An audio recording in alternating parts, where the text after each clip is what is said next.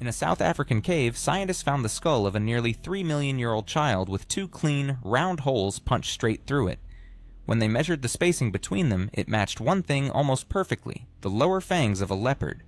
Here's the uncomfortable truth about our origin story. For most of human history, we weren't the hunters. We were the meal. Look at what our ancestors were up against. A false saber-toothed cat called Dinophilis, whose fossils keep turning up right beside hominin bones, the terror that stalked our family tree.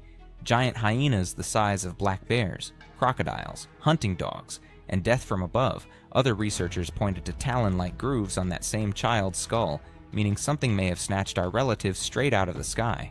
Early humans were slow, clawless, weak, and couldn't outrun anything on the planet.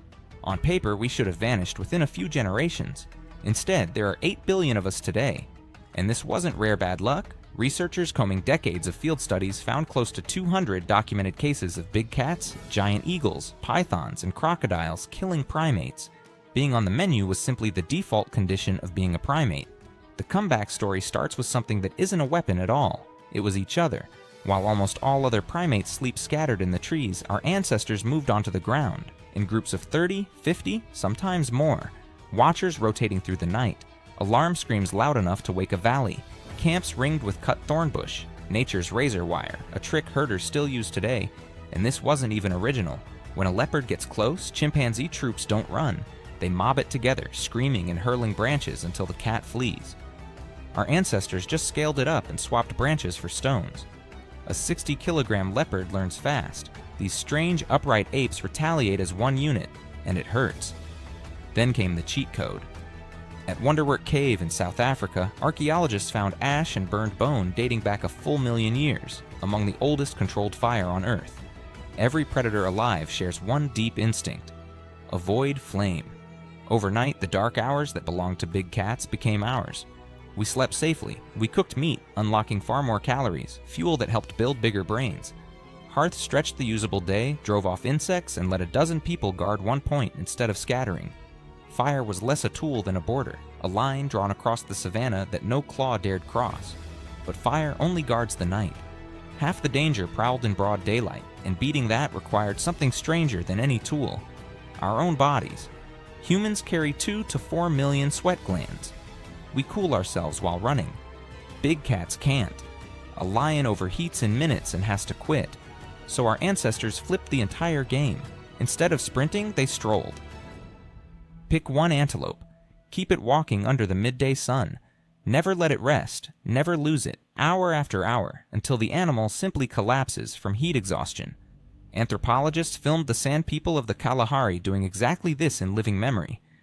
One hunter chasing a kudu on foot for 4 hours. And once the prey finally fell, it met the second upgrade. At Schoningen in Germany, excavators pulled 8 wooden spears from the earth, 300,000 years old, balanced and weighted like modern javelins, built by a species that wasn't even Homo sapiens yet.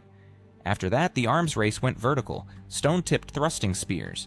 Then, at Sibudu Cave in South Africa, arrowheads carved from bone 64,000 years ago, the earliest bow and arrow technology ever found.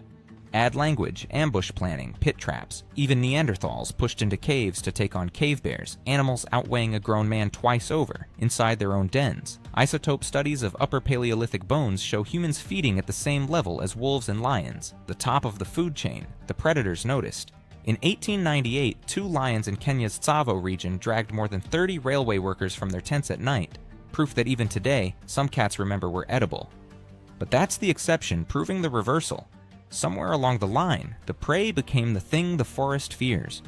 We didn't just survive the age of monsters, we ended it, so thoroughly that the only places left where you can be eaten are fenced reserves you visit on vacation.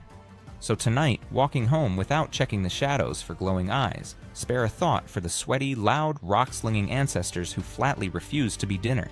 Every fence, every locked door, every streetlight is an echo of that first ring of thorns. The holes in that ancient skull show where we began. 8 billion people show how it ended.